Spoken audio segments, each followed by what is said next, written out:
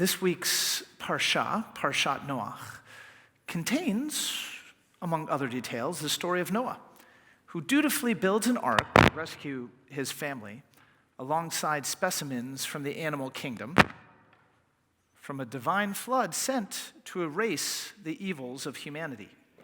The Torah doesn't tell us precisely what humanity had done wrong, only that God saw how the wickedness of humanity had multiplied across the earth unchecked, how every inclination of the human mind bent toward evil. God felt sorry for making humanity in the world, and God's heart filled with grief. Our sages, desperate to understand the source of God's grief, remark that according to the Psalms, God rejoices in all creations, showing compassion to all God's works. What then could possibly make God grief-stricken over creating humanity? According to Rabbi Yehoshua of Sichnin, it's God's mercy that proves humanity's undoing. As beings created in the divine image, humans share God's capacity for compassion. And only by showing compassion to one another, the rabbi teaches, may we enjoy the benefits of divine compassion. In the tale of Noah, humanity floods the world with an absence of human compassion. God responds by flooding the world itself with no divine compassion to be seen.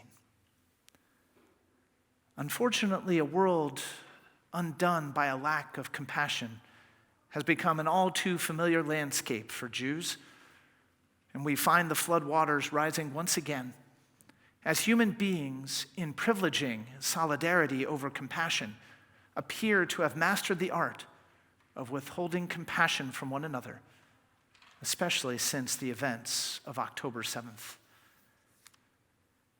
In far too many corners of the globe, preoccupation with Palestinian solidarity at the expense of basic human mercy has revealed itself through a steady diet of messages, letters, demonstrations, and petitions that appear content to cheer or justify or gloss over the senseless murder of at least 1,400 Israeli citizens and the abduction of nearly 200 more. Ironically, all in the hopes of evoking sympathy for the denizens of Gaza and calling for a ceasefire. But compassion for the people of Gaza should not preclude compassion for the citizens of Israel.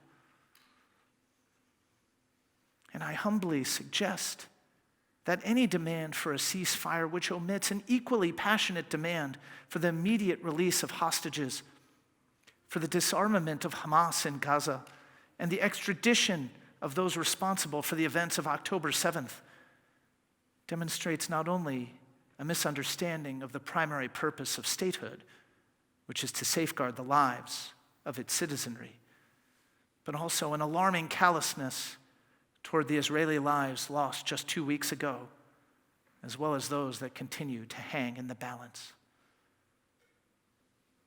When someone offers disingenuous apologetics for the brutal massacre and kidnapping of Israeli civilians, they're not expressing compassion for Palestinians. They're privileging solidarity with Palestine over human mercy.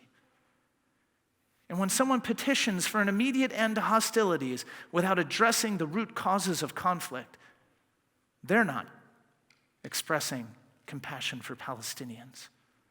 They're privileging solidarity with Palestine over human mercy.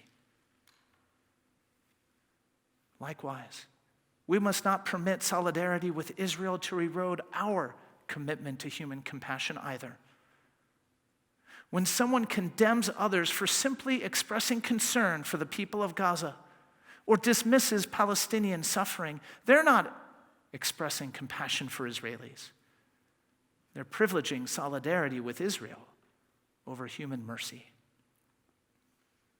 But solidarity doesn't require cruelty toward one another.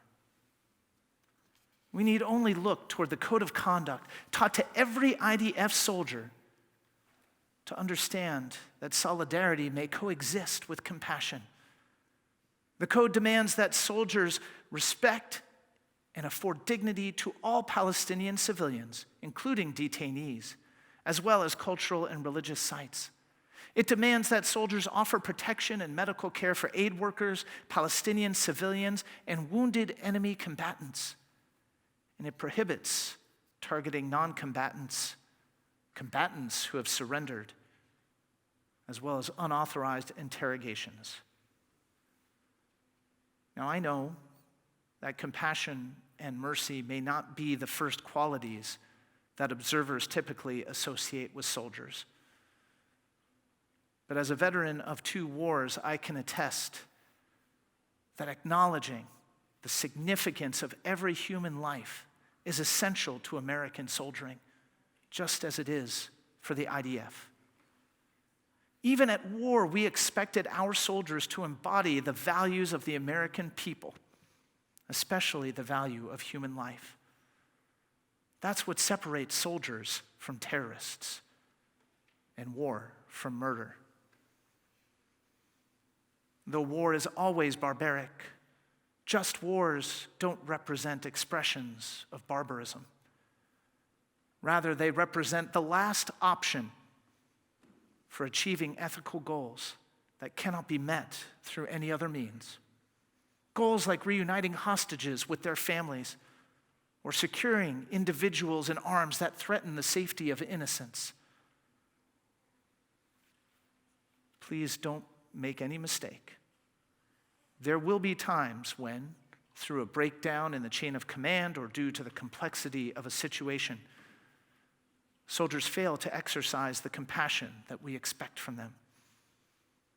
That's when we discover if a nation can live up to its values in wartime by investigating and, if necessary, indicting its own soldiers and leaders. But Israel has held its own accountable to the code of conduct in the past, and I fully expect them to do so should the need arise. And as principled Jews, we must follow their example by holding ourselves accountable for our behaviors too. Though we're not engaged in the unimaginable task of maintaining our sense of compassion amidst the dangers and hardships of warfare, we too face complex circumstances, emotional, spiritual, and social, that challenge our sense of compassion. But if we wish to avoid the flood, then we must look to our own code of conduct, the teachings of our tradition, to remind us that we are obligated to extend compassion to all God's creations, even as we continue to express our solidarity with Israel during the war to come. It won't be easy. Nearly all of us know someone or knows someone who was injured or killed or missing. Many of us have felt adrift, terrorized by the images of wanton violence, desperate to find some way to help, abandoned by friends or even communities we thought we could rely upon. Maintaining our human compassion amidst such circumstances can be trying, but we must attempt to do so. For only in so doing, according to our sages, may we hope to one day elicit the definitive gift of divine compassion, a promise that heralds an age of lasting safety, security, and peace for Israel and all its peoples, a rainbow whose promise extends from now and forevermore. May this be the blessing we secure for our people and for the world in the days to come.